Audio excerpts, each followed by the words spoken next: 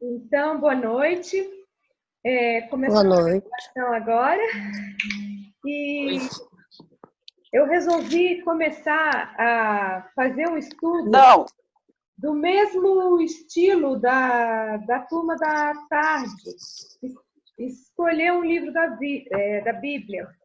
E eu escolhi a carta 1 Pedro, porque é uma carta que eu acho que tem tudo a ver com o que nós estamos passando hoje. Nós estamos passando no Brasil, né, por uma pandemia que está gerando medo, confusão, ansiedade em muita gente. Além de nós sabermos que essa pandemia está gerando também desemprego, uma crise econômica. E o Brasil não é o único país passando por essa crise, é uma crise assim, meio que a nível mundial, né? E o nosso país também está passando por uma crise política, né? Nós sabemos. Tem muitas pessoas que perderam seus empregos, perderam seus negócios. Alguns lugares ainda não reabriram e a gente sabe que muitos não vão reabrir de novo.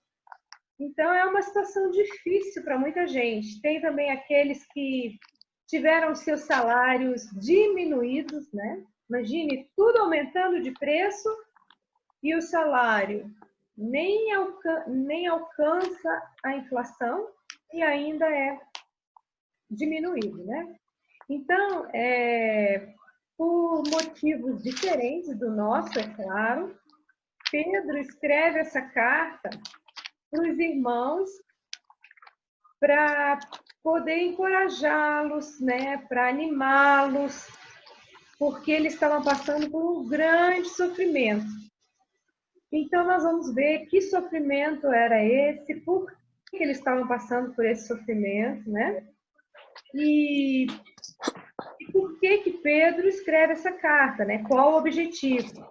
Então, eu vou pedir para vocês abrirem, né, deixarem aberto lá na primeira epístola de Pedro, né? Tá bem lá no finalzinho do Novo Testamento, né? Vem logo depois de Tiago, aí vem 1ª e 2ª Pedro, 1ª, 2ª, 3ª João, Judas e Apocalipse, né? Então, se vocês quiserem ir de trás para frente, né?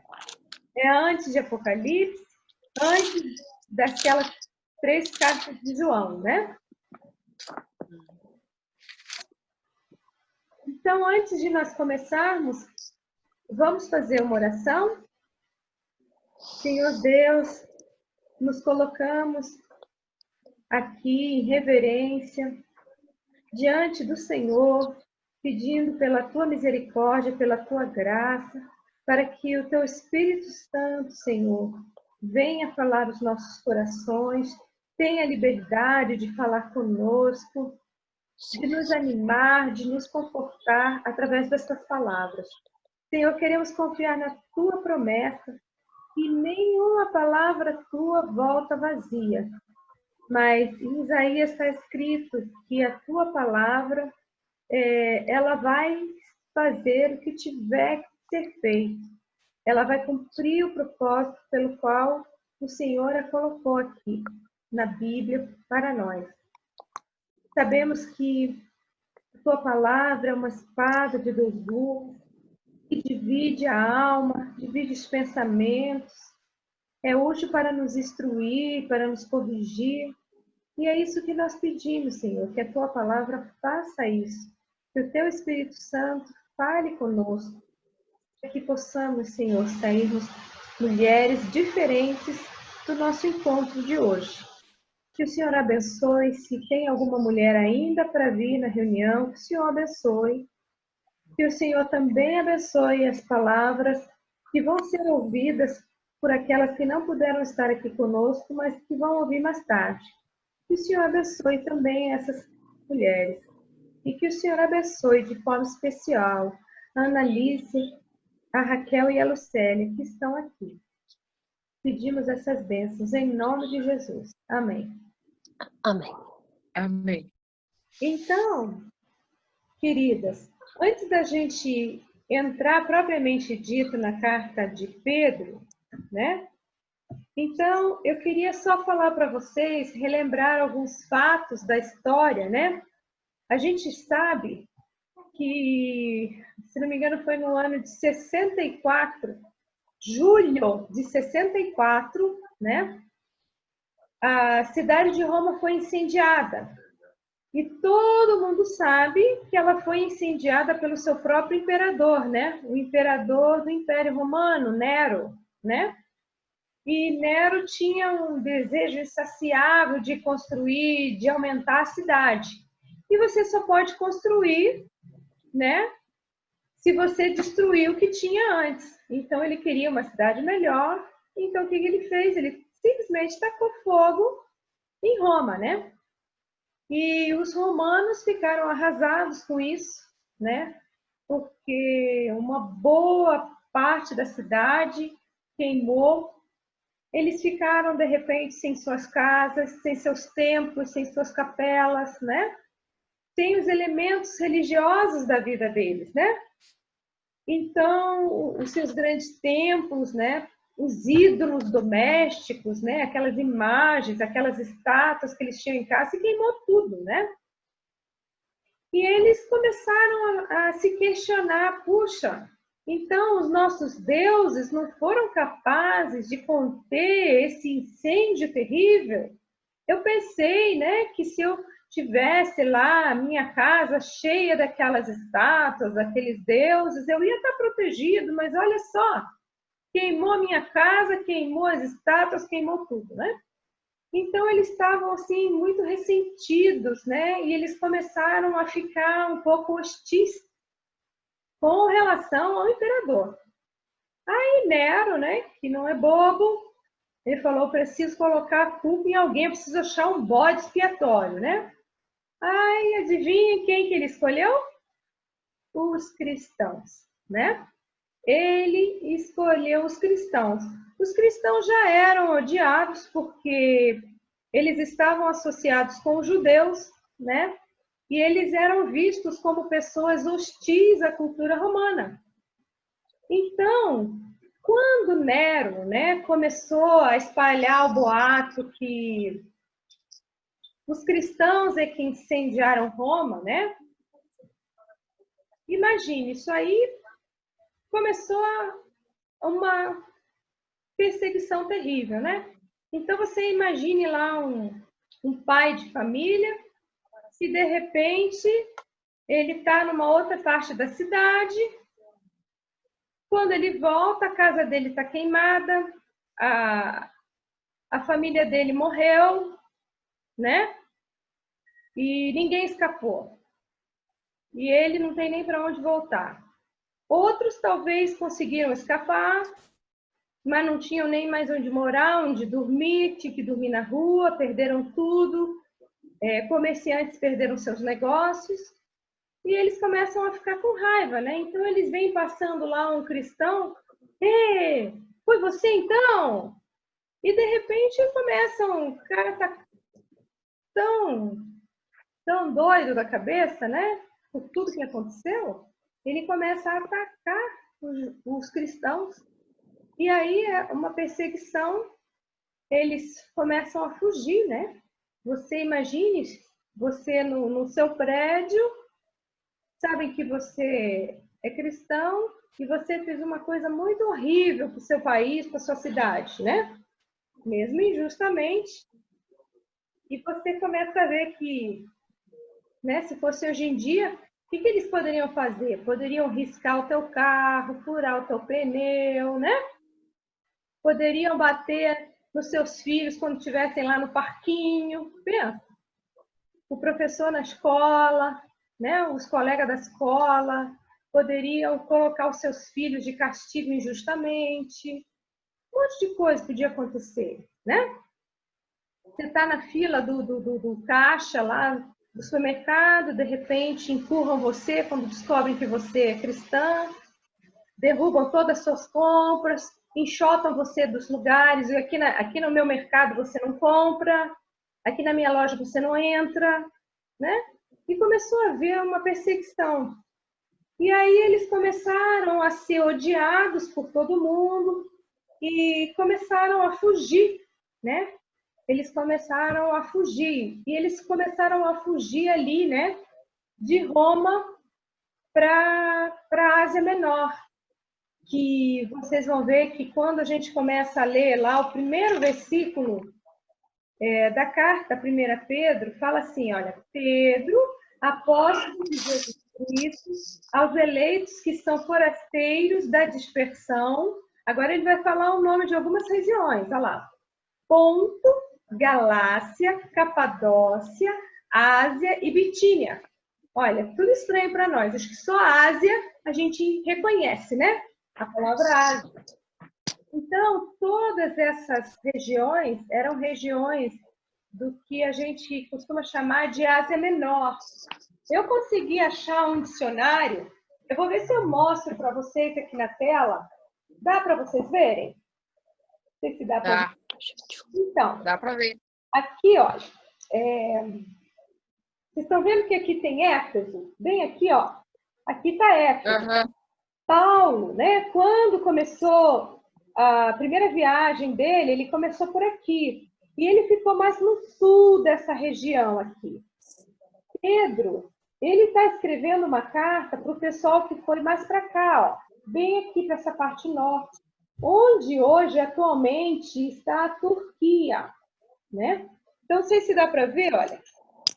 Aqui está escrito Ásia, bem aqui em cima está escrito Bitínia, ó, aqui é a região da Galácia, é isso tudo, né? Capadócia está bem para cá, ó. Então, é mais essa região para cá, que as pessoas fugiram para ficar bem longe do Império Romano, né? Na verdade, estaria bem para cá, né? Até para fora desse mapa que está a Itália, né? Roma, né? Capital, que era a capital do Império Romano. Então, eles começaram a fugir para lá, né? E a gente vê que foi uma perseguição muito, muito terrível. Então, basicamente, eu ainda vou falar um pouquinho mais dessa história, mas antes, eu queria dizer que essa epístola de Pedro, ela vai tratar bastante a respeito de sofrimento. Sofrimento. E hoje, nós temos muito sofrimento aqui no Brasil, seja por causa do desemprego, seja por causa das condições econômicas, seja porque a gente tem familiares, né, doentes com Covid, né, ou com suspeita de Covid, a gente se preocupa, né? A gente se preocupa quando que a gente vai pegar, se nós vamos pegar, se nós vamos precisar ir para um hospital, né? Isso gera angústias, gera sofrimento.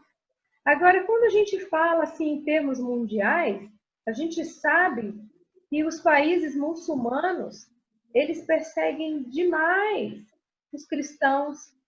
Existem países na África.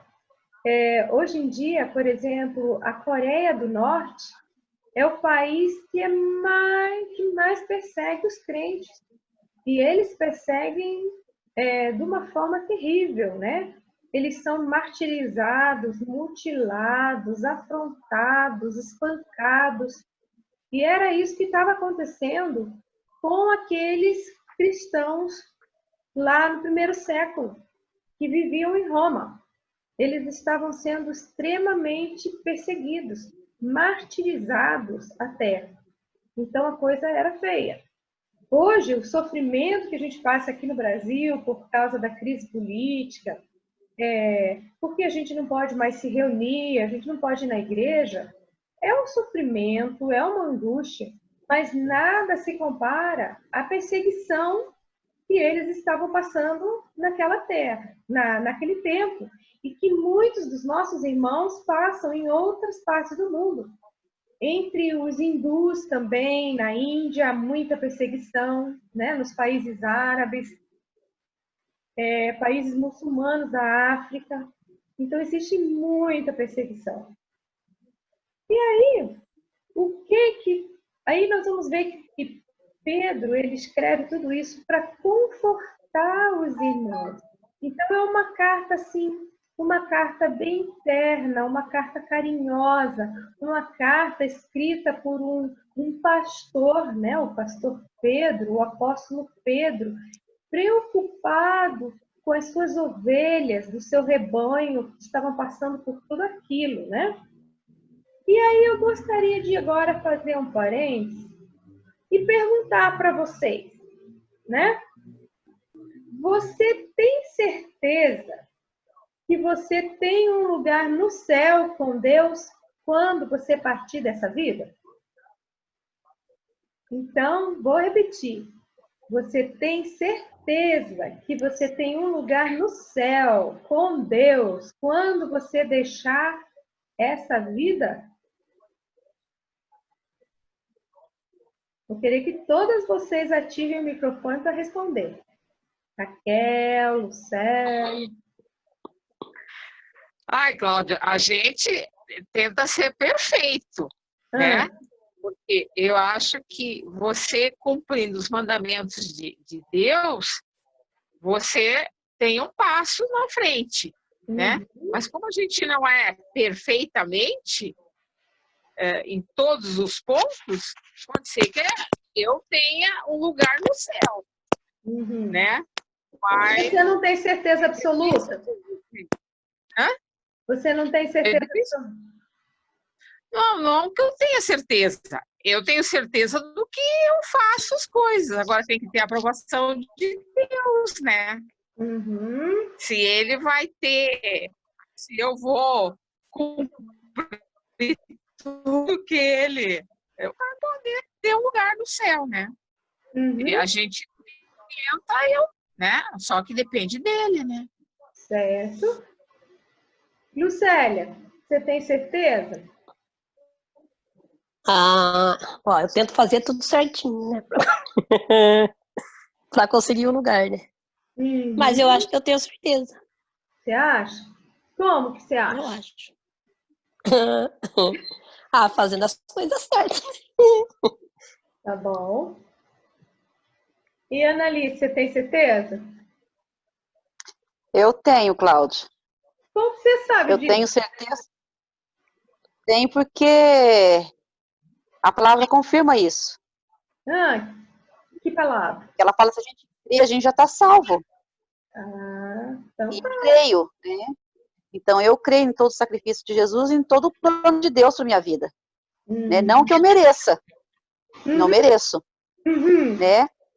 Mas ele diz, ser fiel até a morte, dar-te a coroa da vida. Então, meu papel é ficar firme, permanecer, né? Procurando a santificação, procurando crescer nos planos de Deus, obedecendo, né? Mas a salvação eu já tenho em Cristo Jesus. Não porque eu mereço, mas porque eu recebi dele isso. E você acha que você pode perder seu lugar no céu? Não. Eu não perco meu lugar no céu, porque ele está garantido. Porque se eu sou templo do Espírito Santo, eu fui selada e ele vai voltar a me buscar, então não tem como eu perder. Né? Eu creio nisso. Né? Eu creio que eu tenho o selo do Espírito Santo. Estou aqui aguardando ele me chamar, né? Mas eu creio que o meu lugar está garantido no céu. Não porque eu sou santa, não porque eu faço tudo certo e nem porque eu mereço, mas porque é plano de Deus para minha vida. Certo. Vocês entenderam por que eu perguntei isso? Porque quando você chega num momento em que a sua vida está por um fio, você não sabe se você vai estar vivo amanhã, se você vai sair, você vai encontrar sua esposa, seus filhos em casa, ou se eles já vão ter invadido a tua casa, né? Esses dias eu li uma mensagem no Facebook de um pastor com a esposa que saíram para trabalhar no campo, né? Eles tinham uma fazenda, né? Eles moravam no campo, numa área rural. Ela estava grávida e eles foram assassinados. Eles deixaram, acho que, 8 filhos, né? 8 filhos. Ficaram, de repente, órfãos. E ele era o pastor da igreja. Simplesmente, pelo simples fato, ele era pastor. Então, por isso, quando você vive numa condição assim, é muito importante que você tenha certeza do seu lugar com Deus, porque senão não tem esperança para você. Você fica só no terror, no medo, né? E quando você tem esperança que você tem um lugar no céu, quando você tem certeza disso, você consegue encarar as dificuldades com mais tranquilidade. E é isso que nós vamos ver, né? As instruções que Pedro dá, né, para o seu rebanho, né, para os irmãos, de como que eles deviam lidar com essa situação tão difícil, né? E ele queria assegurar que eles tinham uma esperança, sim, que eles podiam ter certeza, sim. E como que eles podiam ter essa certeza de que eles teriam um lugar no céu e que de maneira nenhuma eles iriam perder esse lugar no céu. Eu quero ver se vai dar tempo de eu mostrar tudo isso para vocês hoje, né? Então, a gente vê que o propósito de Pedro escrever essa carta era ensinar aqueles irmãos a viver de uma forma vitoriosa em meio a toda essa hostilidade, né? Então, havia muita hostilidade contra eles, né? Porque Nero conseguiu convencer, né, os habitantes de Roma daquela época, que foram os cristãos que atearam fogo em Roma, e não ele, né? Mas a gente sabe pela história que, na verdade, foi Nero, né? Que era meio, né, maluco da cabeça, enfim. Então, Pedro começa a escrever para ensinar esses cristãos a viver, primeiro, sem perder a esperança. Segundo, sem ficar com amargura, né? A gente sabe que quando você, por exemplo, né, você é acusado injustamente de alguma coisa, ou quando você é maltratado também de uma forma injusta, ou com alguém xinga você, né, uma palavra feia e você não é nada daquilo, você sempre foi uma pessoa amiga, uma pessoa boa, uma pessoa que sempre procurou ajudar, e de repente vem alguém, aquela pessoa que você estava ajudando, fala que você não presta, começa a te chutar, pensa que horrível, isso pode gerar uma amargura no seu coração. Você fica com aquele ressentimento, puxa, fiz tanto por ele, fiz tanto por ela, né? E olha agora, tá me jogando no lixo, tá me jogando fora, tá me chutando, tá falando mal de mim, né? Às vezes também isso acontece com a mãe, né? A mãe faz, se desdobra, quanta madrugada cuidando daquele filhinho quando era pequeno, o filho cresce, você abre mão de tudo, você não compra roupa para você, você não compra sapato, você não sai, você não passeia, tudo para fazer com que aquele filho estude, com que aquele filho tenha uma vida melhor, para que aquele filho tenha as coisas que você não pode ter. Aí no final da vida, no final lá, ele cresce, ele se casa, ele consegue um bom emprego, ele compra uma casa boa, ele vai cuidar da vida dele, e quando você chega, mas meu filho, olha, aqui as coisas estão difíceis para mim, e o filho responde assim, o que eu tenho a ver com isso, mãe? Se vira, o problema é seu, eu tenho que cuidar da minha vida. Você já viu um filho assim? A gente sabe que existe, né? Então, quando você recebe uma coisa assim, você fica amargurada. Agora, imagine aqueles cristãos, naquele tempo, né? Recebendo uma hostilidade enorme por algo que eles não tinham feito, né? Então, era isso que Pedro queria falar, ensinar como eles viverem de forma vitoriosa em meio a essa hostilidade, né? Sem perder a esperança, sem ficar amargurado, enquanto confiassem em seu Senhor, né? E enquanto esperavam a segunda vinda de Cristo. Então, era isso que dava uma esperança para eles, né? Então, Pedro, ele queria convencer os leitores dessa carta, né, a levar uma vida obediente e vitoriosa, sob pressão, sob pressão. Então, que o cristão, na verdade, ele podia sim e pode evangelizar o mundo, mesmo que o mundo seja hostil, né? Então, como que a gente traz isso para o nosso dia de hoje, né? A gente sabe que nós, como crentes, nós estamos constantemente expostos a um mundo que Satanás e seus demônios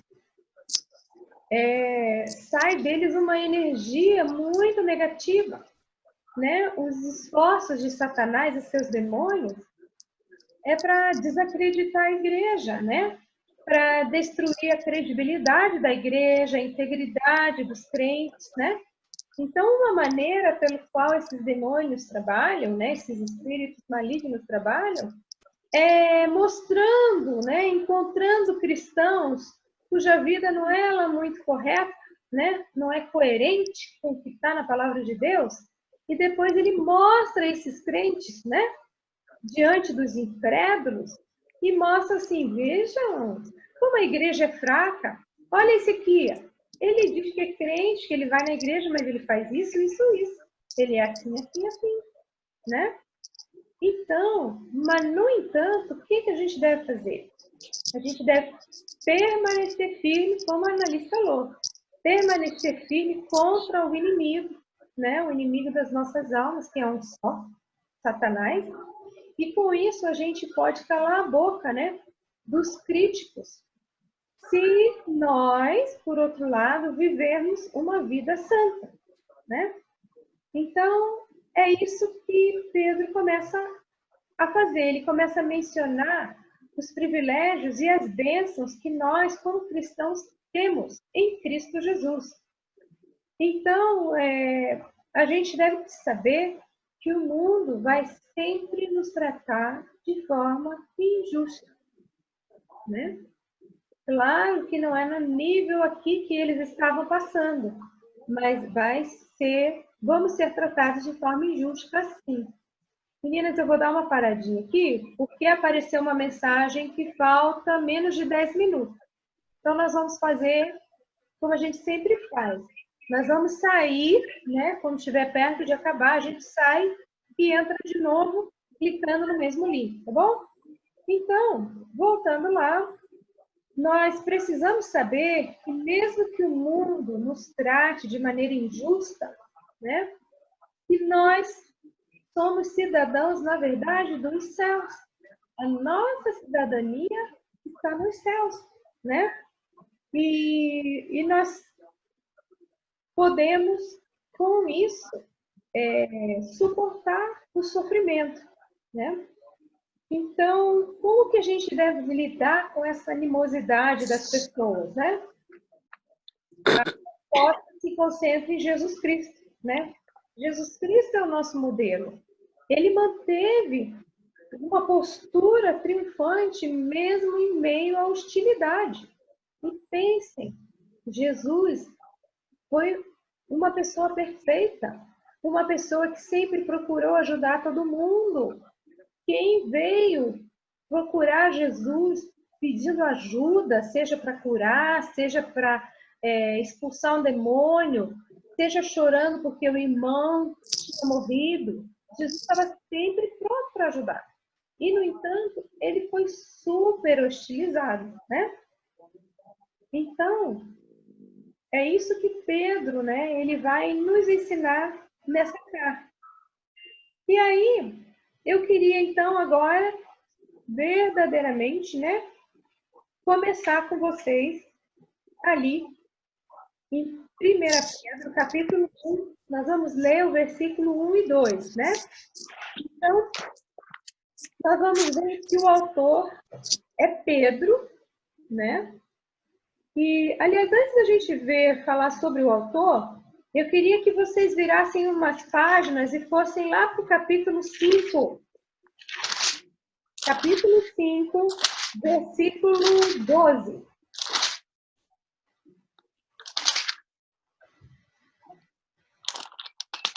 Aliás, 5...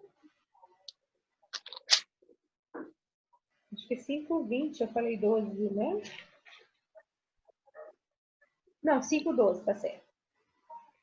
Olha só, aí, nesse versículo, é um resumo, né, do propósito de Paulo em escrever a carta. Então, ele fala assim, por meio de Silvano, que para vós outros é fiel irmão, como também considero. Agora, olha lá. Vos escrevo resumidamente, exortando e testificando de novo que esta é a genuína graça de Deus. Nela estáis firmes. Então, é isso que Pedro vai destacar em toda a sua carta. Que é o que ele termina a carta dizendo, que ele escreveu de uma forma resumida, né, para falar para nós que nós temos a graça de Deus que nos ajuda a suportar as perseguições, as hostilidades, o sofrimento, os tempos difíceis e permanecer firme, né? Então é isso que o objetivo da carta de Pedro. Por isso que eu achei que tinha tudo a ver com a gente, né? Faltam 6 minutos ainda, agora vamos voltar de novo lá no versículo 1. Então, ele fala assim, olha, Pedro, apóstolo de Jesus Cristo. Então, na verdade, o que ele está fazendo aí? Ele está se apresentando, né, como o remetente da carta.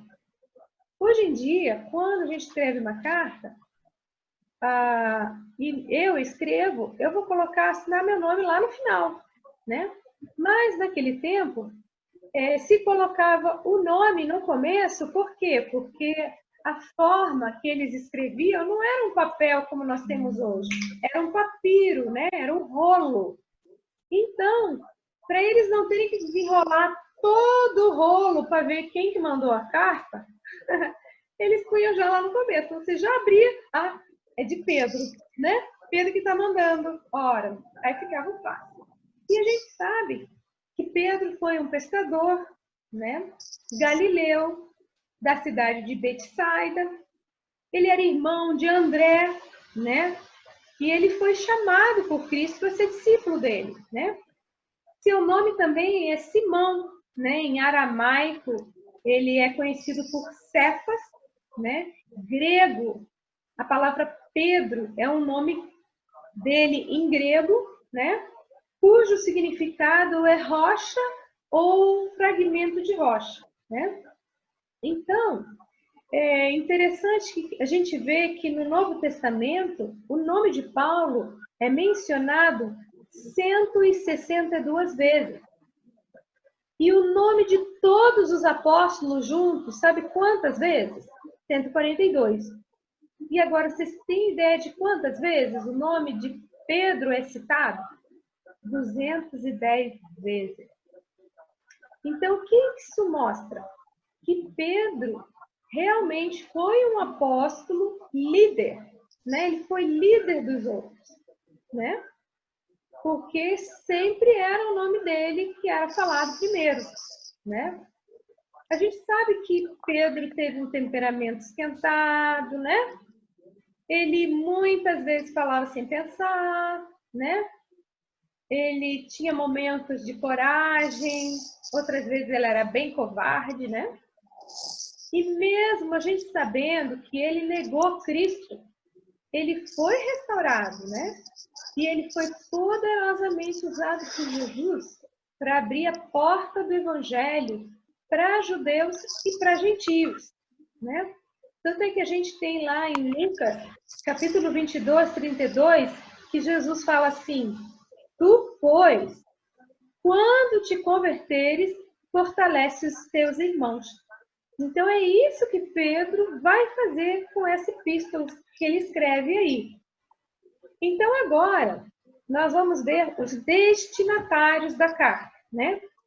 Então, gente, está faltando um pouquinho mais que 2 minutos ainda. Daqui a pouquinho eu encerro a reunião e a gente volta, né? Olha lá no versículo 1 do capítulo 1. Pedro, apóstolo de Jesus Cristo, né? Então ele está mostrando da onde que vem a autoridade dele, né? Não veio porque ele se escolheu, ele foi escolhido por Cristo. E ele escreve, olha lá, para os eleitos que são forasteiros da dispersão nas regiões, olha lá, no Ponto, Galácia, Capadócia, Ásia e Bitínia, né? Então, esses são os destinatários. São 3 tipos de pessoas, né? Forasteiros ou exilados, os da dispersão, da diáspora, e os eleitos, né? Então, o que seriam esses forasteiros, né? Forasteiros, né, ou exilados, quer dizer que você é um morador de um país estrangeiro, né? Então, ele começa a escrever para esses crentes que, por causa da perseguição, tiveram que deixar o seu país, a sua cidade natal, e sair caminhando, errante aí, fugindo de cidade em cidade, de localidade em localidade, né? Então, ele escreve para essas pessoas que se autodenominam, né, exilados, forasteiros. Meninas, está faltando menos de 1 minuto. Então, vamos terminar a reunião e eu espero vocês clicarem de volta, tá bom? É daqui a pouco. Tá bom. Então, nós estávamos vendo a respeito dos destinatários, né? E nós vimos que são esses exilados, né? Então, se a gente parar para pensar, nós somos um grupo de pessoas que os nossos olhos devem estar voltados para o céu, né? Devem estar voltados para Deus. A nossa lealdade, ela está além desse mundo aqui, né?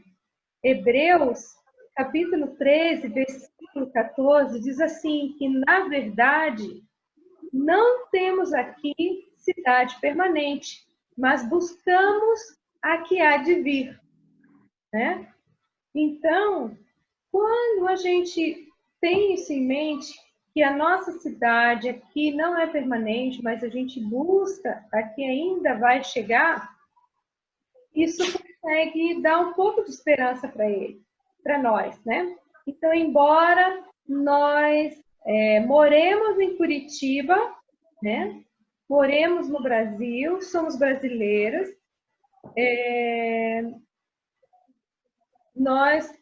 a nossa cidade mesmo, a nossa cidadania plena é a cidadania dos céus. Então, um exilado, um forasteiro, é uma pessoa assim, que ela, embora ela more num lugar, aquele não é o lugar que ele tem a cidadania, né? Plena. Ele é um estrangeiro residente, né? E, em segundo lugar, a gente vê que Paulo escreveu para os da dispersão, ou outra palavra também, diáspora, né? Então, essa palavra era uma palavra que era atribuída aos judeus dispersos entre as nações, aqueles judeus que estavam espalhados entre vários povos, entre vários países, entre várias regiões, por causa da perseguição.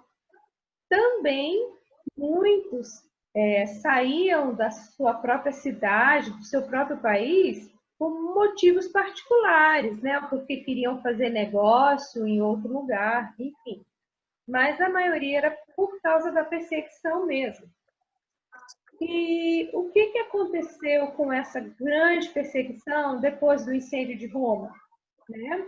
Na verdade, a gente poderia pensar, acabou com a igreja, né? Poxa, a igreja está mal começando, mas não. Aconteceu o contrário, na verdade, tudo isso veio a promover a igreja, né? Veio a perseguição, as pessoas se espalharam, fugindo, e elas começaram a levar a semente do evangelho, né? Então, era como se cada cristão fosse uma semente que começou a florescer no lugar para onde eles foram levados, né? A terceira palavra aí, que é usada para descrever esses destinatários dessa carta, é a palavra eleitos, né? Então, quem eram esses eleitos? Vamos olhar lá no versículo 2 do capítulo 1. Olha lá. Eleitos segundo a presciência de Deus Pai, em santificação do Espírito, para a obediência e a aspersão do sangue de Jesus Cristo. Graça e paz vos sejam multiplicados. Então, esses destinatários, eles eram os eleitos por Deus desde a eternidade, antes da fundação do mundo, eleitos em Cristo para a salvação, mediante a fé na verdade e a santificação no Espírito, né? Então, o que a gente pode pensar nisso aí para nós, né? Não fomos nós que amamos Deus primeiro. Na verdade, foi Deus quem nos amou e nos atraiu para Ele, né? O nosso amor por Deus, na verdade, nada mais é que uma resposta, né, ao amor de Deus por nós. Então, na verdade, nós cremos em Cristo porque nós fomos escolhidos, né? Nós fomos escolhidos para sermos santos, conforme está lá em Efésios, no capítulo 1, versículo 4. Nós fomos escolhidos não porque a gente fazia as coisas certinhos, porque nós praticávamos boas obras, mas, muito pelo contrário, Efésios 2:10 diz que nós fomos escolhidos para as boas obras, né? Para praticarmos as boas obras. Então, é interessante, né? Que é uma pequena inversão de valores aí, né? Quando a gente também pensa nessa carta, né? A gente pensa na data que ela foi escrita, né? Não se tem com precisão a data que essa carta foi escrita, mas a maioria concorda que ela foi escrita depois desse incêndio de Roma que aconteceu em julho do ano 64 depois de Cristo, né? Então, é essa que a gente tem como uma data provável depois disso, né? Mas não muito depois, né? Então, o que a gente vê aí? Nós vemos que os leitores de Pedro estão passando por um tempo de prova e perseguição. E essa perseguição, ela tomou uma forma assim muito caluniosa, né? Eles foram excluídos da sociedade, né? Ninguém queria saber deles, né?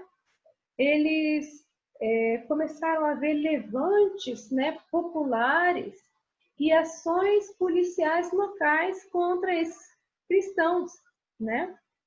E a gente sabe que hoje esse fogo da perseguição, né, que a Paulo fala aqui, né,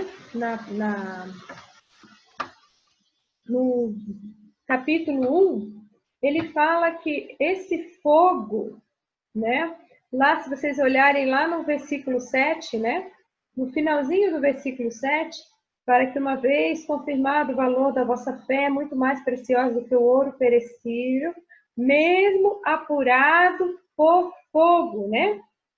Então, que nós como cristãos, nós devemos também, no dia de hoje, estarmos preparados para enfrentar esses tempos difíceis, né?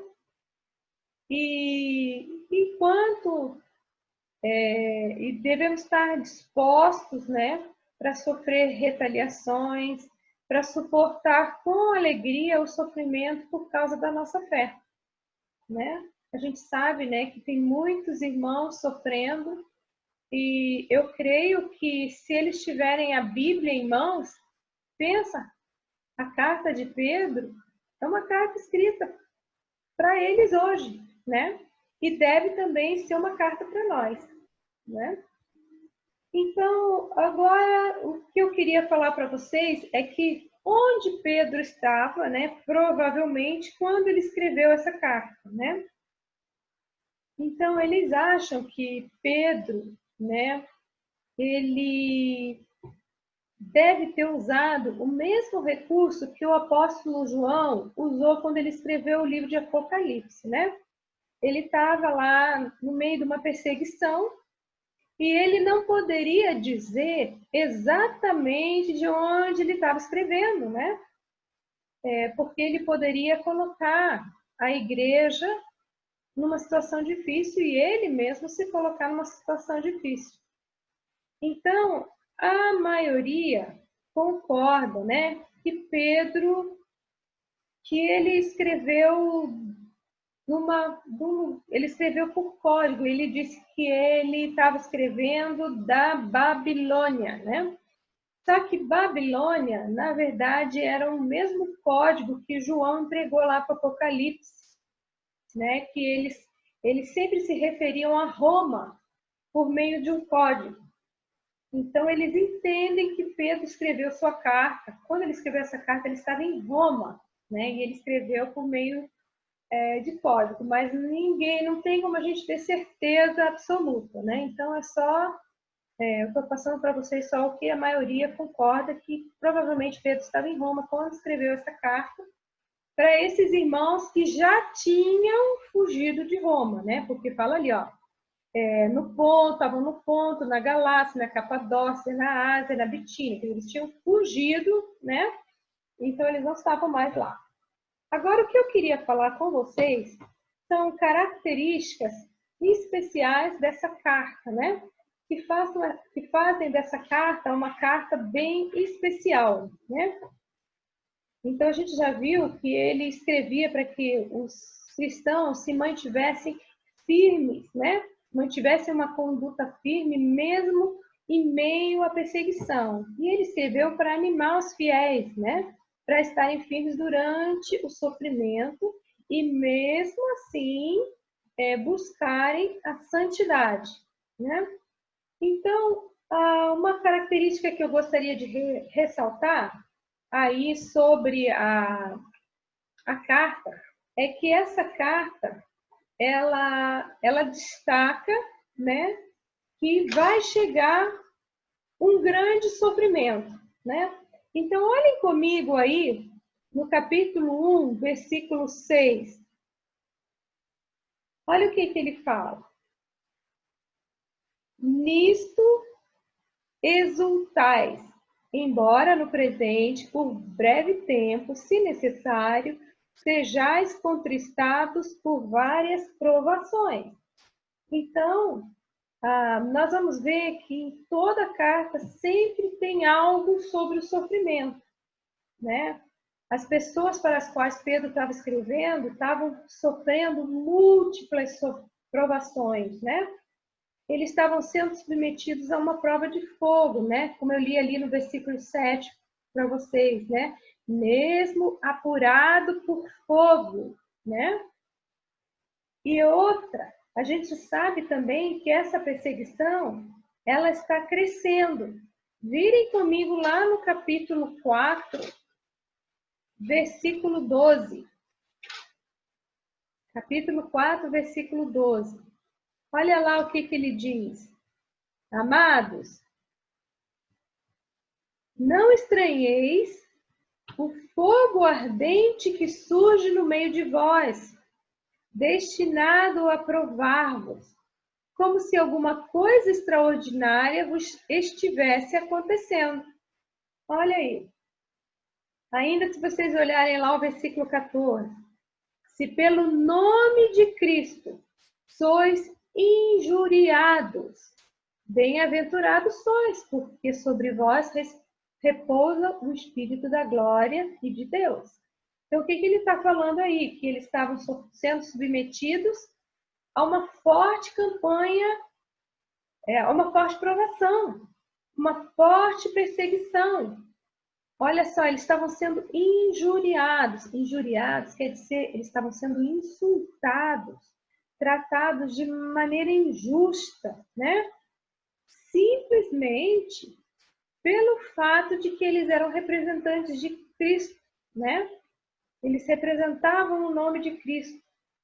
Olha ainda no versículo 16. Mas, se sofrer como cristão, Não se envergonhe disso. Antes, glorifique a Deus com esse nome.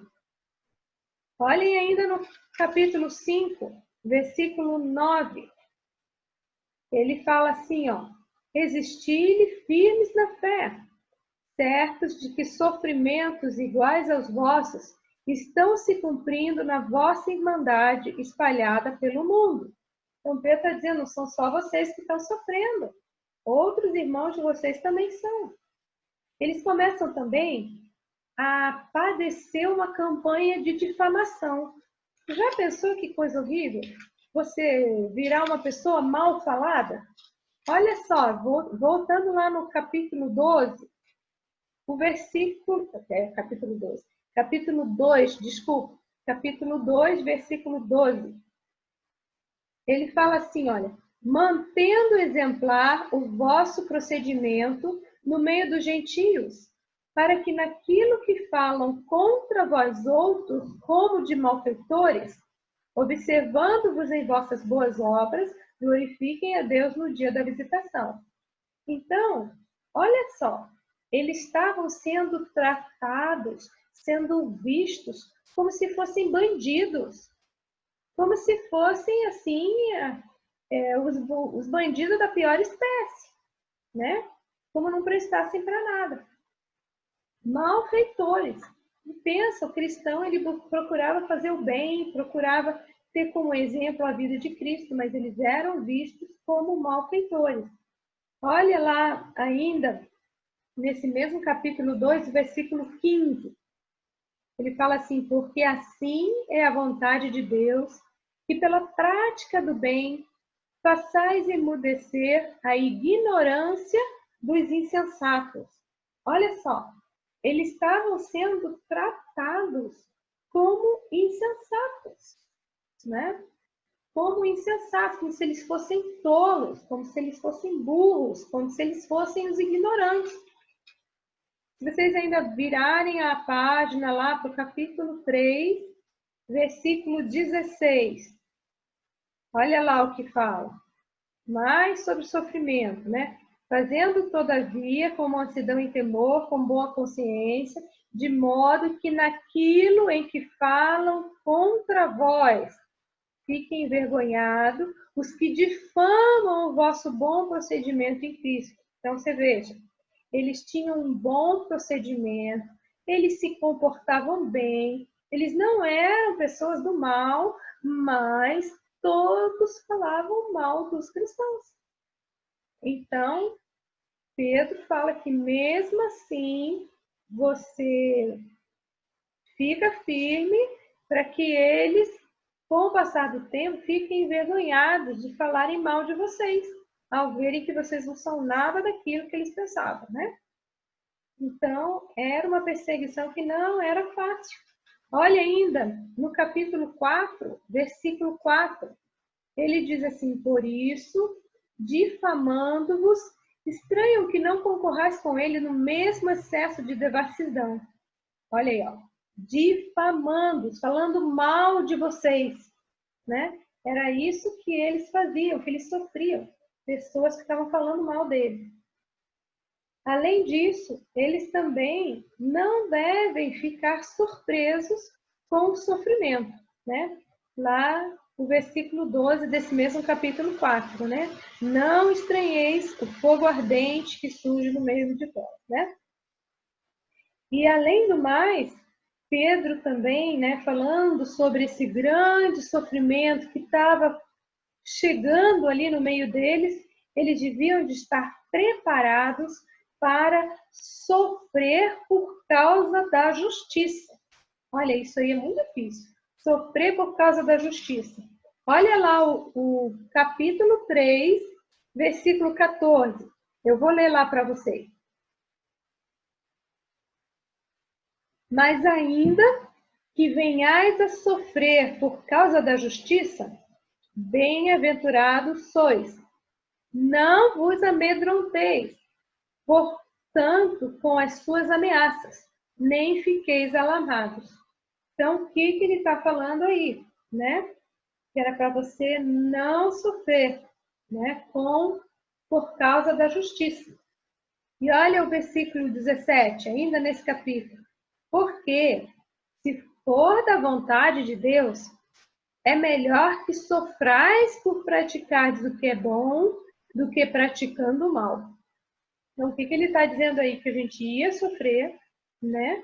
Mas era preferível que a gente sofresse por praticar o que é bom. E não chutar o pau da barraca, né? Como a gente diz hoje. Chutar o pau da barraca, já estou sendo perseguida mesmo, já todo mundo está falando de mal de mim mesmo, então eu vou logo fazer tudo errado. Pronto, falei. Vou fazer. Não, Pedro falando, não. E se você sofrer por praticar o bem, é melhor, né? O pior é se você sofrer por fazer coisa errada, aí tá merecido mesmo, né? Então, o que estava acontecendo? Esses cristãos, eles estavam espalhados, eles não tinham pátria, eles não tinham chão, eles eram peregrinos, eles eram caçados, eles eram espoliados, quer dizer, tomavam os bens deles, tomavam, né? Se fosse hoje em dia, tirava o carro, tirava a casa, né? Torturados, mortos, pelo simples fato de que eles professavam o nome de Cristo, né?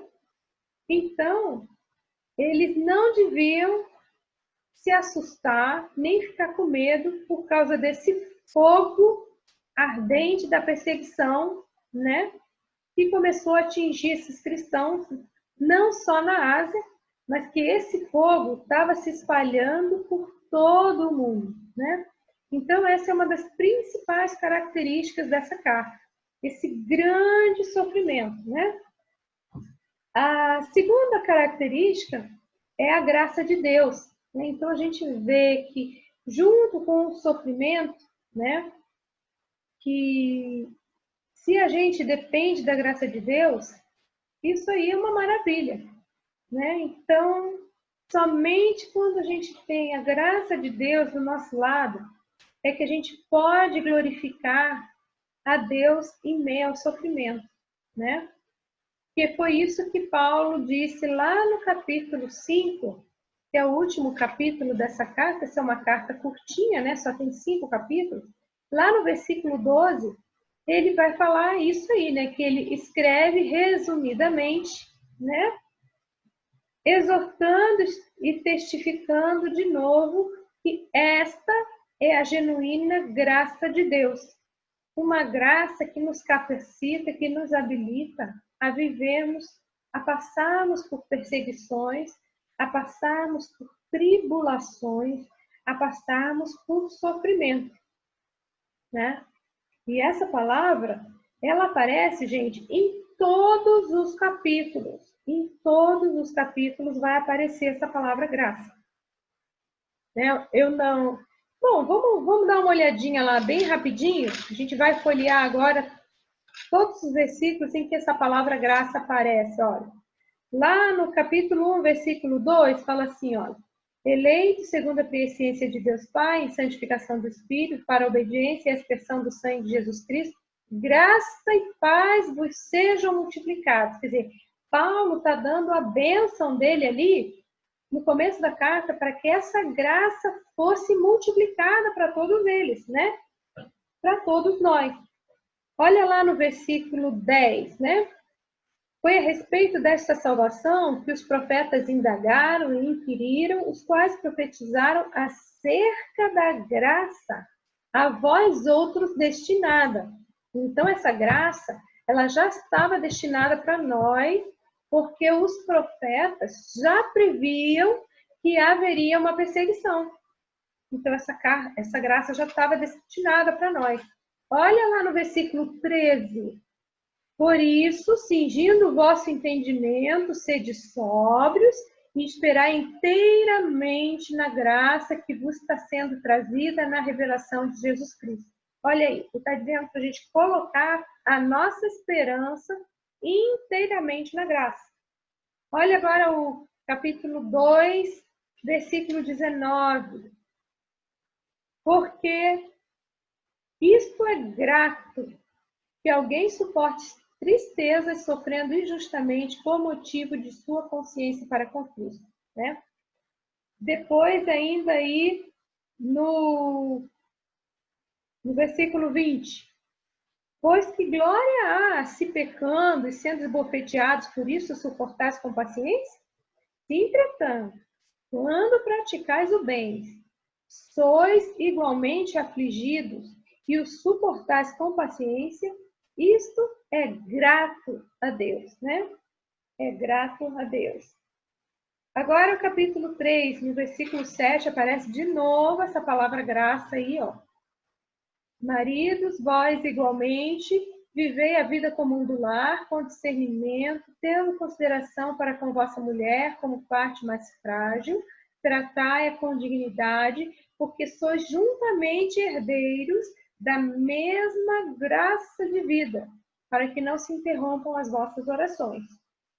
Depois, lá no capítulo 4, versículo 10, ele vai falar de novo dessa palavra, né?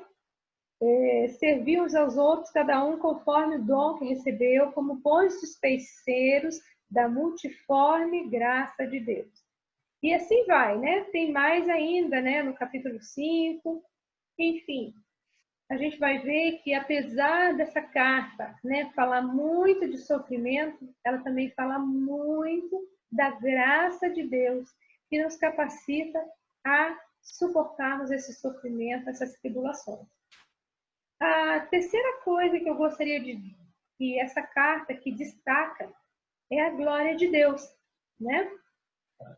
Então, tudo que começa com a graça de Deus leva à glória de Deus. Vamos ver lá no capítulo 5, no versículo 10, ele fala assim: ora, o Deus de toda graça. O nosso Deus é um Deus de toda graça, que em Cristo vos chamou a sua eterna glória, depois de terdes sofrido por um pouco, Ele mesmo vos há de aperfeiçoar, firmar, fortificar e fundamentar, né? Então, esse é o encorajamento que a gente tem, né? Sofrimento, graça e glória, né? Se unindo para nos encorajar. Para encorajar aqueles crentes que enfrentavam tribulações, perseguições, e para encorajar a gente aqui no dia de hoje, que enfrentamos tribulações e perseguições, né? Eu acho que se eu perguntar para vocês, vocês têm algum problema na vida de vocês? Sim, né? Todos nós temos. Então, essa carta é para nós, né? Graças a Deus que a gente conta, né, com essa graça e com essa glória, né? Uma outra coisa que essa carta também vai destacar são várias doutrinas. A doutrina de Deus, a doutrina de Cristo, a doutrina do Espírito Santo, a doutrina da igreja, né? Então, a doutrina de Deus, né? Na verdade, a gente vai ver que a doutrina de Deus, ela é central nessa epístola de Pedro, né? É central. Já começa lá nos primeiros versículos lá. Ele fala lá, olha, que segundo a presciência de Deus Pai, olha aí. Então, ele vai falar do Deus Trino, Deus Pai, em santificação do Espírito, né? Para a obediência e a aspersão do sangue de Jesus Cristo. Então, falou aí das 3 pessoas da Trindade, né? Depois a gente vai ver que essa carta também destaca a doutrina de Cristo, né?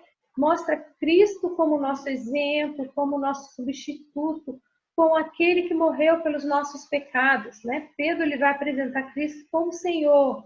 Então vamos ver lá, ó. Capítulo 2. Na verdade, gente, eu estou passando aí bem rápido para vocês, mas depois a gente vai lá com calma, com detalhe, né? Estudar bem cada uma dessas coisas. Só quero que vocês tenham, assim, uma visão geral dessa carta, né? No capítulo 2, versículo 21, a gente vai ver isso como nosso exemplo. Olha lá. Porquanto para isto mesmo fostes chamados, pois que também Cristo sofreu em vosso lugar, deixando-vos exemplo para seguirdes os seus passos. Então, o exemplo, né, é Cristo. Ele também é o nosso substituto. Olha lá o versículo 24. Carregando ele mesmo, quem é esse ele? Cristo Jesus, né? Então, carregando ele mesmo em seu corpo sobre o madeiro os nossos pecados, para que nós, mortos para os pecados, vivamos para a justiça. Por suas chagas fostes sarados. O que ele está dizendo? Que pelos sofrimentos, pelas feridas de Cristo, nós fomos curados, nós fomos sarados. Então, Cristo é o nosso substituto, né? Ele morreu pelos nossos pecados. Versículo 3, capítulo 3, versículo 18. Olha lá. Pois também Cristo morreu uma única vez pelos pecados, o justo pelos injustos, para conduzir-vos a Deus, morto sim na carne, mas vivificado no Espírito. De novo aí está apresentando, né, Cristo como tendo morrido por nossos pecados. E Pedro finalmente vai apresentar Cristo como Senhor. Então ele começa bem lá no comecinho, capítulo 1, versículo 3, ele fala assim, ó: bendito o Deus e Pai de nosso Senhor Jesus Cristo, né? Nosso Senhor. Depois lá no capítulo 3, versículo 15, ele fala assim: antes, santificai a Cristo como Senhor em vosso coração, estando sempre preparados para responder a todo aquele que vos pedir a razão da esperança que há em vós, né? Então, Cristo é nosso Senhor. Meninas, aqui está falando que ainda restam 8 minutos.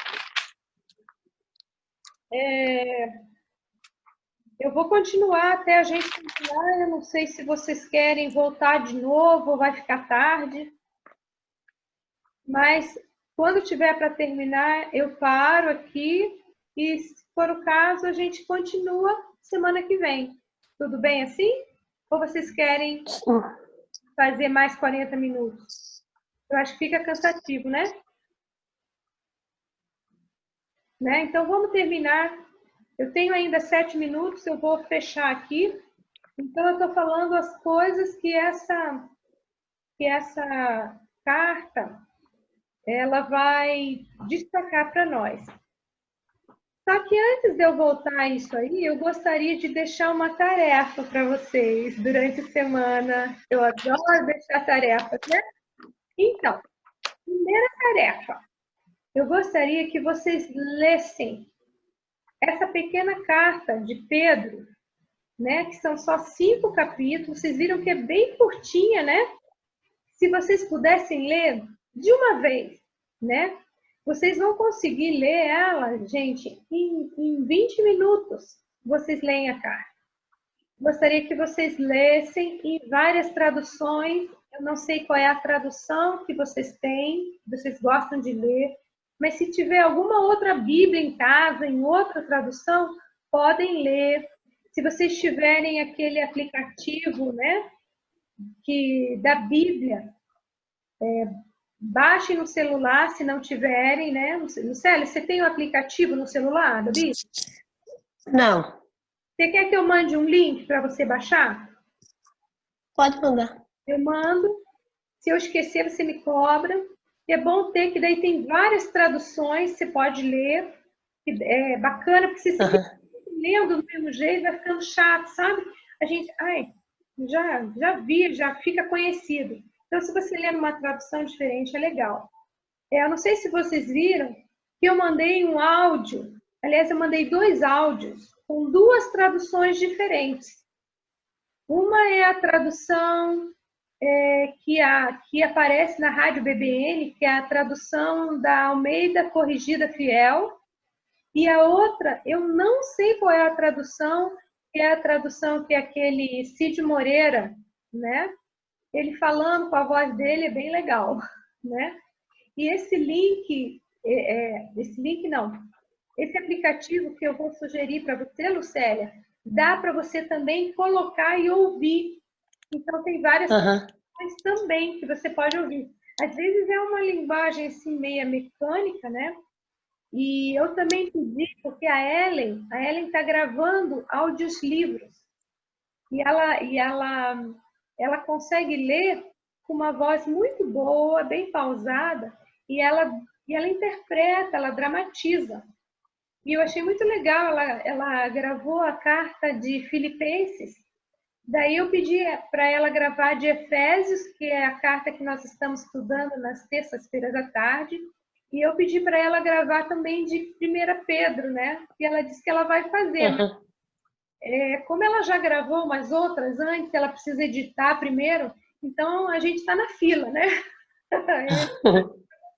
Então, assim que ela tiver gravado, né, graças a Deus, a gente vai ver também mais uma outra voz, uma tradução muito boa para a gente ouvir.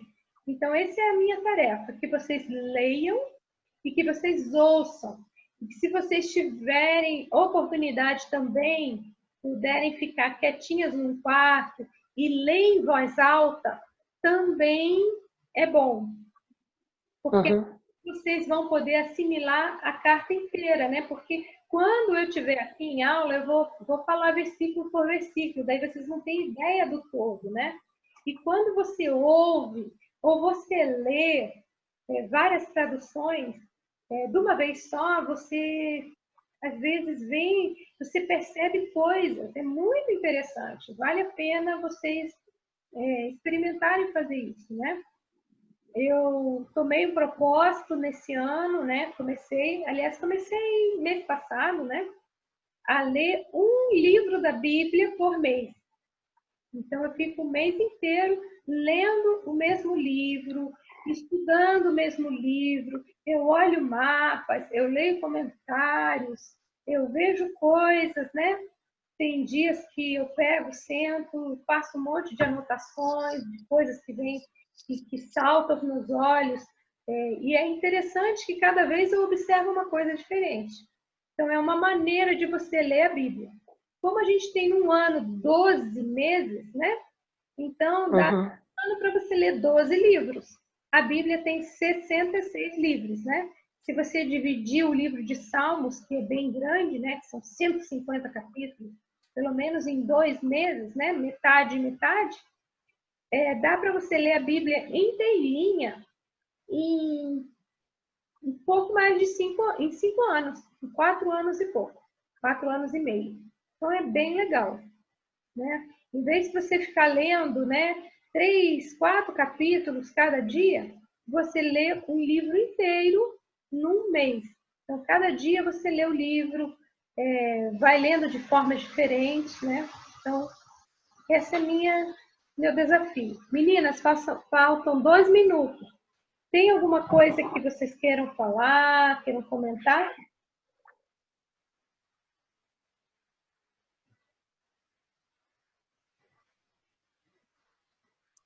Não? Não, para mim tá tudo bem. Então, vocês viram por que é importante, né? Se a gente está passando por tribulação, como nós estamos passando nos dias de hoje, é importante a gente ter bem certeza, né? Que o nosso nome vai estar escrito no céu, que a gente tem esperança nessa vida, tá bom? Vamos fazer uma oração para terminar? Annalise, você gostaria de orar? Vai ter que ligar o teu microfone.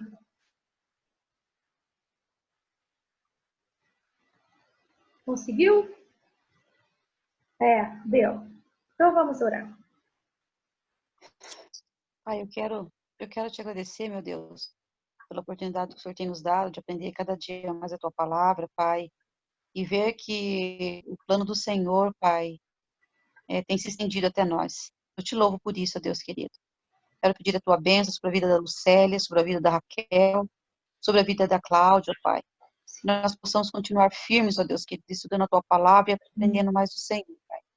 Que essa tarefa que vamos fazer, Pai, possa abrir a nossa mente, nos dar visão, além do que nós temos enxergado, Pai, para que nós possamos glorificar e exaltar o teu santo nome aquilo que o Senhor pode revelar a nós, Pai. Nós te agradecemos e te pedimos, Pai, que o Senhor sempre nos capacite e nos ajuda a prosseguir, Pai, olhando para o autor da nossa fé, que é o Senhor Jesus Cristo, Pai. Muito obrigada, Deus, por este momento, muito obrigada pela disposição da Cláudia em estar nos ensinando a tua palavra. Eu oro agradecida no nome de Jesus. Amém. Amém. Queridas, beijo no coração de vocês.